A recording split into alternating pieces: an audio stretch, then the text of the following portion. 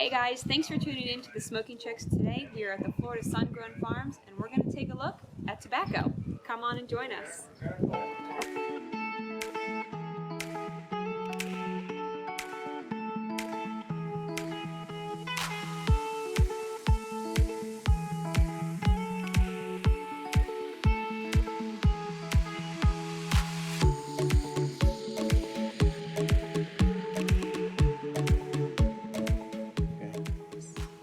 Right now, so that's the raw seed when it comes out of the flower. If I asked you to take one of those seeds, right, and try and put it in this hole. Just one? Yeah, that's what I'm saying, right? Very small. Correct, that's the problem. So that same seed gets encrusted into a pellet. Now, if you had to plant one of those, you could. At starts, you have a tray that just with the soil, it's a special starter soil mixture, and it automatically drops one seed into a hole. And from there, it goes into a greenhouse where these actually float on water. That's why they're styrofoam trays. The plant needs to drink, right? So how does it do it? It's going to suck it from the bottom. And that's why we end up seeing those roots. We want a nice little, good root structure. That looks nice. Roots on it that point it down. So you guys went down and did the thing at Aganorsa, right? Mm-hmm. Well, the tobacco that you smoked at Aganorsa, those are the brothers and sisters to this. Oh, It's the exact same seed. These are the final cuts. So what happens on your final cuts of tobacco is they tend to be thicker. Go ahead and feel these. Now, the humidity today, it was good last night, but it started dropping. Yeah. So we can still touch it without it breaking. Okay? But if it's too dry, we can't even handle it. But we've still got enough moisture here. We can touch and play with it. These are from the 1950s. These are made in Switzerland. Yeah. Right? We're trying to do it like they do in Nicaragua. You do it by hand. That was a disaster. We couldn't get it hung fast enough. I talked to a friend of mine in Larry Colombo who used to buy all the tobacco for Altadis. And he goes, Jeff, you gotta come to Connecticut with me. I'm gonna introduce you to some people that we buy our Connecticut shade from. They're not growing shade up there anymore, and you got the machines you need. As you get the machines to do this, you'll be able to sow your tobacco. So when you're trying to sow this, you thread this machine like this. If you get your finger stuck in there, it'll take it off. It'll go right through it, right? So then you have to be able to, while this is on the stick, but you have to be able to pull this down and literally sow as fast as this is going. Every 2 leaves come in here like this. When you're done, you'll end up with a stick like this. But this tobacco will be green, okay? So it'll be green, it's hung up in the barn. 60 days later, depending on humidity and temperature. And why do we sew the leaves onto strings like this? Because they have to be hung to dry. So whenever you go in a tobacco farm, cigar tobacco should smell like hot. It smells good. Okay? Now, because it's cold out today, you're not going to smell it as much as when it's 90 degrees out. You get the scent. It starts, yeah, big time. So, smelling here.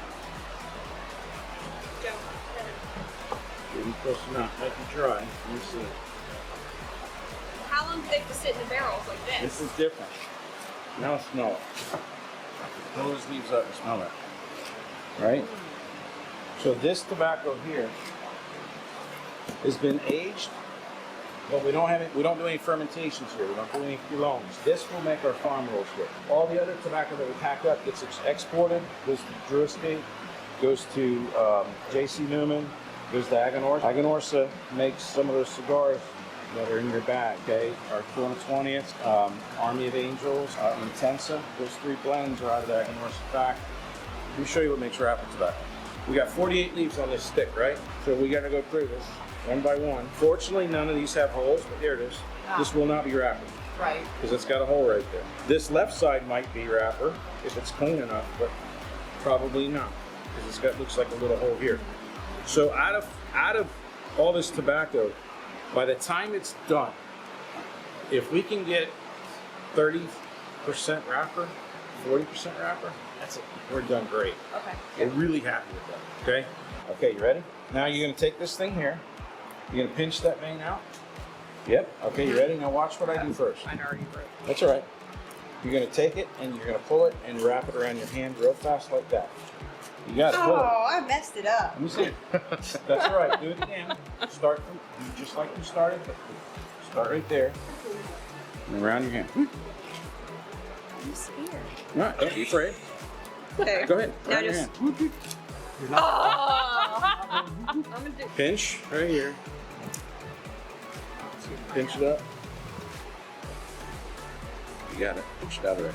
No, I'm scared again. No. See? Yep, like that. And just wrap around your hand like that. And let it go down. This is called stripping, by the way. So when they, in the old days in Tampa, when they said you're a stripper in Tampa, Did it! yeah, there you go. See I that? got it. Yeah, there you go. Okay. That's exactly what There's it still Nice. strippers in Tampa. Right? It's a different sort. We do a farm roll. All we're doing is we want to see how it burns. We want to see how it tastes, right? So we take our filler tobaccos that you had. Okay, that's the drier one. Okay, you just kind of roll that up. Roll that individual one into a bunch, all right? Roll it, break it, and take the little trimmings and break it again. Because you don't want it to be too long. The farm rolling needs to be like, 5 inches like your Robusto size. Then when you take your wrapper that you stripped, you're gonna put the vein side up towards you. You're gonna take the bunch and lay it. We're not even using a binder, we're not using a mold, we're not using anything. And we're just gonna start and roll that like this. Lay it this way, or lay it this way. That's a good looking cigar. Hidden skills. Yeah. Got them skills. Yeah. Now the purpose is, when we do this, is we just want to taste what FSG tastes like in the raw state pure tobacco from the wine. So I'm going to pick that off of there. I'm going to cut the top just a little bit.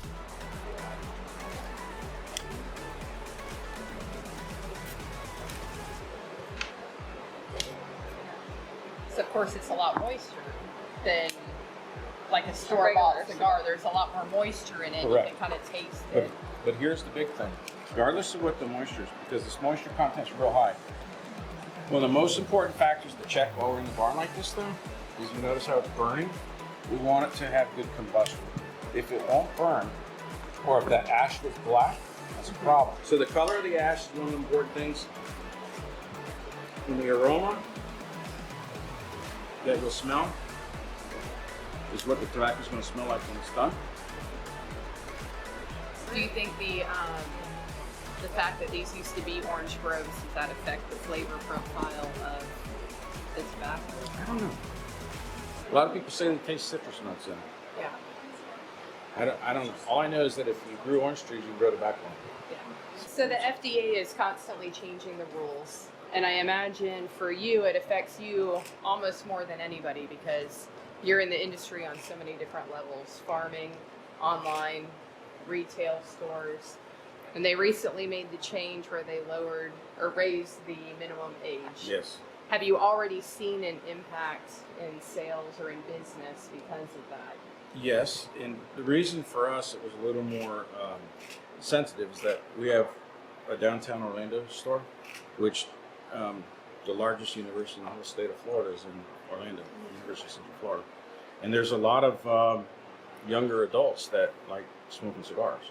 Mm-hmm. And so when it went from 18 to 21, that's 3 years of students that used to, they'd come in, they'd have study groups, we had Bible study, we had people that come in and smoke cigars. And one of the things that not every young person wants to go to a nightclub, dancing, hip hop, and all that other stuff. A lot of times they just want to hang out with their buddies, right? So Corona was a great place for people to do that. And what was really ironic is that this whole thing about raising it from 18 to 21 was because of youth access to, they say to tobacco, but the real issue was with vaping. But we didn't get any type of exemption, right? You'd be surprised how many fathers would come with their son and say, "Hey Jeff, this is my son here. I'm bringing him to, drop him off to UCF. He's going to be here for the next 4 years. We're just spending the last night together and enjoying time smoking a cigar." And so now it's like, all right, well, that's illegal. Like, he's not mature enough to be able to smoke a cigar. You can take out a student loan and join the Air Force, whatever else, but he's not. So I just thought it was wrong. But Yeah, it has affected our business, but it was one of those things that the industry, in the premium cigar industry, was upset about it. But you got to remember, Altria was saying, okay, let's raise this as well on the cigarette side because they were worried about this phase 2, which is coming through now, where they're wanting to ban all flavored tobacco, which includes flavored cigars, pipe tobacco, smokeless tobacco, and menthol cigarettes. Yeah. So that's why they were like, let's just get tobacco 21 to go through on its own and not have the, hopefully those things come through. But as you can see, the Democrats just got done passing a bill that does exactly that. Flavored cigars, illegal. Mail order would be illegal. All it's even an ashtray that has FSG on it would be illegal. This crazy stuff that's could happen in the future. So that's why you have to constantly be in front of these guys.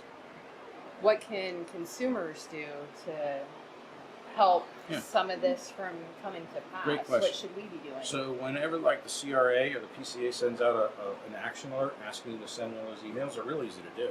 Yeah. And you just click on it and send it through, because what happens is the members of Congress, one individual's email doesn't change anything. But what they do is they keep the score. How many people reached out to their office and said, hey man, we don't like this, right? Mm-hmm. Because when they see it, it's like, whoa, because most times they do things in DC and they don't hear anything back from the constituents at all. Mm-hmm. So for them to start seeing, hey, we got some feedback on this one, well, maybe we need to look at it a little bit, because the industry trade group's going to be up there, saying, listen, we need exemption for premium cigars, we shouldn't have this. But if they don't hear anything back from their district, like, hey, how many people called about that issue? How many people sent an emails about it? That's what a member asks their staff. And they say, no one's called them. No one sent an email. Mm-hmm. Then they'll be like, I don't need to worry about it. Yeah. But if they got, let's say, 50 to 100 emails in a district is enough for them to say, whoa. Because sometimes they'll get issues where it's only one or two or none.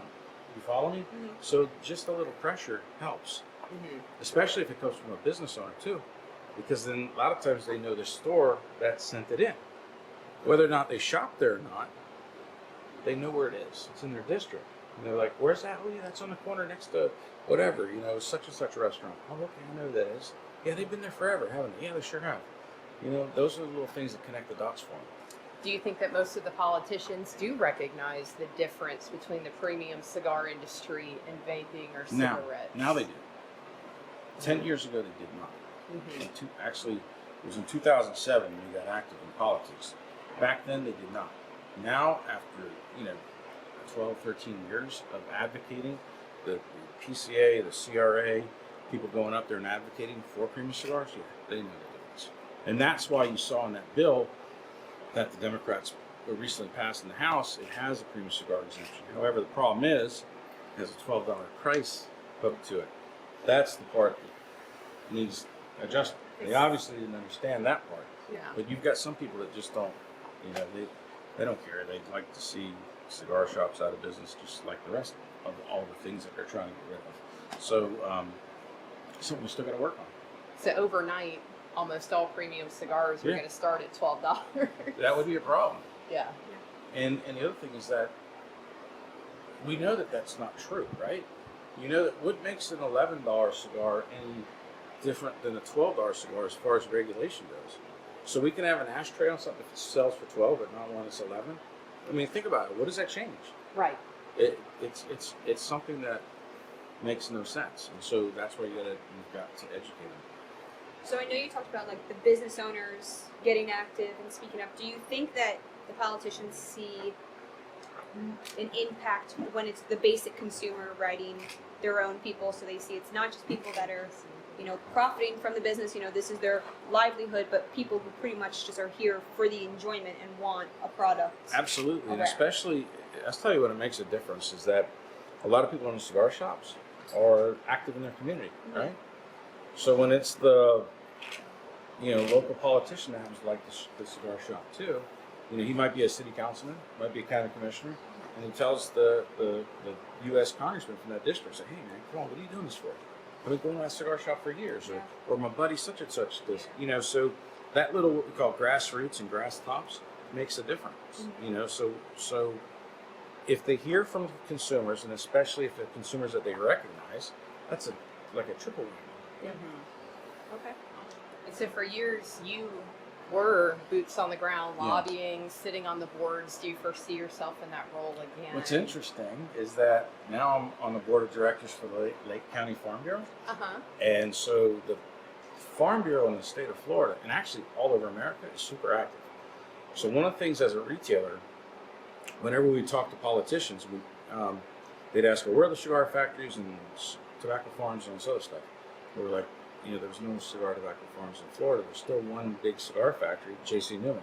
Yeah. And that is why it was able to get a lot of traction, because it's in the cigar city of Tampa. It's been there since 1888, I believe, right? Mm-hmm. So when you have a historic industry, it's been around forever, you can get people from outside the state to kind of rally around it. Yeah. Meaning that if it was the last car factory in Detroit, you can get people from Florida and Georgia and Alabama and California say, why do we want to put the last car factory in Detroit out of business? Mm-hmm. Right. Or the last brewery that's in Milwaukee. So that's why having a cigar city of Tampa and the last cigar factory is important. Because that's, if you're talking to a representative or a senator from Montana, he's like, I don't have any cigar factories there. Matter of fact, they might only have 5 cigar stores, right? So when they hear from, and they understand, they don't want to hurt another state. Mm-hmm. So when the Florida Farm Bureau is interesting, is that we're the only farm in Florida that grows cigar tobacco, and they don't want to really hurt farms either. Right. Because they're, they know that farmers work hard and don't make any money, and a lot of them are losing their farms. So they try not to do things that are negatively impacted. And historically, we were an agrarian society, so historically the farm bureaus have been very active in politics. So they've got a 150-year, 200-year start over in the cigar business. We haven't been very active until the last 15 years.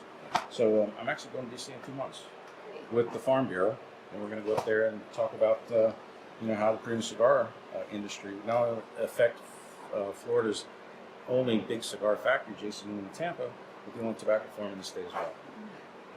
So let's talk about Cigar City and Ybor for a minute. And one of the things that I love about Ybor is something that represents the whole cigar community. Ybor was a city built on immigrants, and all the immigrants would work together. The German immigrants, the Italy immigrants, the Cuban immigrants around the cigar industry. And there's so much history and culture there because of that. And it really would be cool if at least one of the big cigar conventions would come back to Tampa. I'm trying. We should have it in Tampa. We should. It should be in the cigar city of Tampa. Absolutely. It should. The history is there. That's up to the PCA. I'm not on the board of directors of that, but I've been constantly talking to those guys saying, listen, get it out of Las Vegas, bring it back to the cigar city of Tampa. Right. That's the place that we should have the epicenter. The annual show should be there. That's where the community absolutely found its roots. And look at all the cool places you can have the after parties at. At the J.C. Newman factory in Ybor City, at our Davidoff store in Tampa. Columbia restaurant. Correct. So it's the right place to do it. Hopefully, if PCA you're listening, get it in Tampa. We would love it. Yep. They shouldn't all be in Vegas. I agree. Because then you also get more spread across the country. For those of us on the east side, sometimes it would be better and easier. Most of the cigar importers are in Miami. Yes. Miami and Tampa, so it should be in Florida. Yes. Great. Did you have any questions before we start planting? Let's plant. All right. Plant. Let's go.